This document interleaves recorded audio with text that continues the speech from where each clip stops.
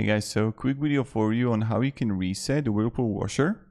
So the first thing is to unplug the washer, press the power or cancel button, turn off your washer, safely unplug the washing machine from the power outlet. Then you just want to leave the washer unplugged for about 5 minutes, reconnect the washing machine power outlet and press power start button to turn the washer back on. Then you can also turn off the circuit breaker. So if you can unplug it, just turn it off for like 5 minutes. Then you can also press hold and start and power buttons. So you just want to simultaneously press start and pause buttons and cancel or power buttons at the same time. And you just want to hold the buttons for about 5 seconds. And then you can also use the dial method.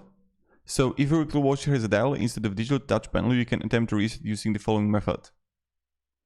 Ensure the control panel is switched off. Then you just want to rotate the dial like you're setting for a normal wash cycle. Turn the dial to full rotation counterclockwise until you're back on initial settings you started at. And then turn the dial one click to the right, one click to the left, one click to the right, and finally one more click to the left. And then we'll just wait a moment. And then you can also open and close the washer lid. This is something you can try to do multiple times.